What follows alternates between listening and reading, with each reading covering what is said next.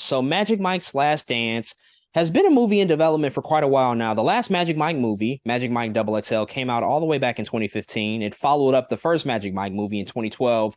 And this franchise is essentially the franchise that really made Channing Tatum a household name. It was so crazy because in 2012, he had this 1-2 punch of Magic Mike and 21 Jump Street in the same year. And I think Hmm. simultaneously, those two films just made him an overnight sensation. Of course, he had been in things before that. If you had really followed film, you saw him in Coach Carter. That was his film debut, and he was in Step Up. But again, I think Magic Mike and 21 Jump Street, those were really the launching pad that made him such a global superstar, especially because they leaned so heavily into his true life story. Channing Hmm. Tatum is a real dancer. He has a whole past and a whole history as being a professional dancer. And so he translated that life into Step this up. Magic Mike franchise, and with Step Up, of course, as the start, but then really leveraging that to this Magic Mike franchise, which who would have thought it would have become an entire franchise at this point? It spawned 3 movies. There was a live show in Las Vegas for a long Hmm. time there. I don't know if it's still running or not. It might be, but it's really become a global sensation in a lot of respects. And so this final movie has finally come out. It's wrapping up the story of Magic Mike, and Channing Tatum, he's gone on the record and said that this will be the last Magic Mike movie. It's going to be the final iteration of this character. And interestingly enough, this movie was actually supposed to premiere on HBO Max, but they instead decided to release it in theaters because it had positive test screenings and there was good word of mouth initially with people who had saw the film early. I got a chance to go check out this movie after being a pretty big fan of those first 2 movies. And I also am a big admirer of Steven Soderbergh. He's quietly one of my favorite directors. He didn't direct the second one, but the first one, he put his stamp on that one. Saw Magic Mike's Last Dance. Gotta be honest, was very disappointed by it. It was not what I anticipated, and ultimately it did let me down. It's not a complete train wreck, but I think ultimately what I felt after watching the film is that a lot of the magic, no pun intended, that we got in those first 2 movies just wasn't there because they made a very intentional and conscious choice to make this a more mature story.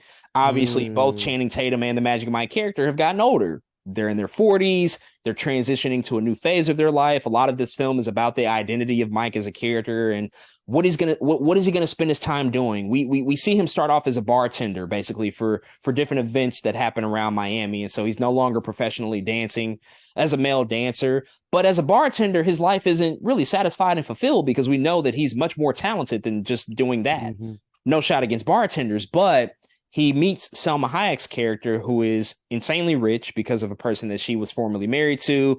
And then they establish their relationship from there because she essentially sees all the talent that he has and she wants to take him to London to produce a brand new dance show that focuses on the skills that he has and bring together this new theatrical production in London that's going to play for one night only and hopefully give him a chance to really flex that creative muscle. And I like the premise. I like the idea of that. And I actually think that the first 20 or 25 minutes of this movie work really, really well. There's a lot of real steamy moments. If you've seen the Magic Mike movies, you know, they're all about the dancing, they're all about the choreography. And you definitely get that, especially in the first half of this movie. And that stuff was great. The chemistry between Selma Hayek and Channing Tatum is great Hmm. all throughout the movie. But I just felt that the story was severely lacking. And I think that it kind of peaked early for me. The first 25 minutes were pretty great. And then after that, it just kind of fell off after that particular moment in time, sort of got lifted up by the end. The end dance sequence, the performance that you see was really electric, which is what I expected. If you watch those first Hmm. 2 movies,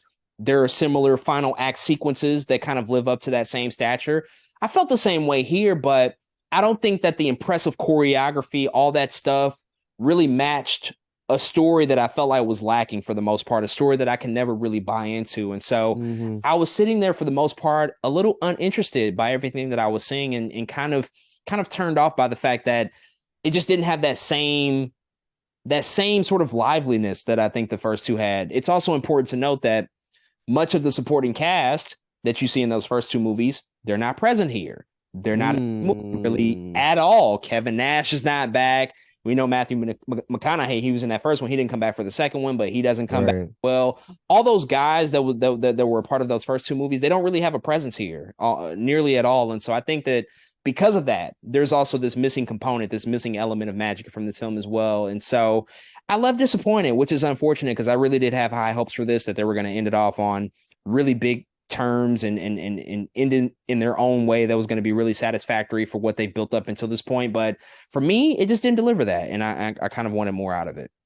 I feel like that camaraderie part of it is something that I feel like would be missing. Like, I don't know. It's something about the first two Magic Mikes, which I have to preface, I just watched like last week, because I thought I might be able to see it. I didn't get to see the new one, but they're very fresh on my mind. And some of the things I like about those films is how much everybody, I don't know, was just a unit. They were just always a unit surrounding Mike as a character. That being one thing. The other thing I remember liking about those Magic Mike films is I think how much more realistic they were.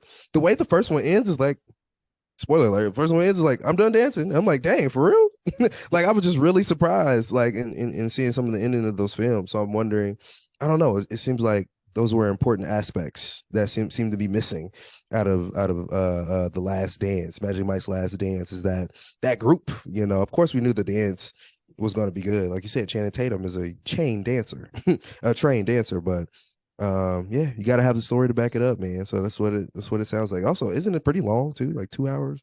How long is the It's movie? about 2 hours. Yeah, I think it's technically the longest out of the three, and I did Hmm. feel the runtime by the time we had sort of gotten to the second act, transitioning to the third act. That's where I was sitting like, okay, well, this isn't moving with the same sort of urgency that I think those first two had, as you said, and Hmm. also that supporting cast. Like there was true character development for those characters in those first two movies. Like they weren't just Hmm. there.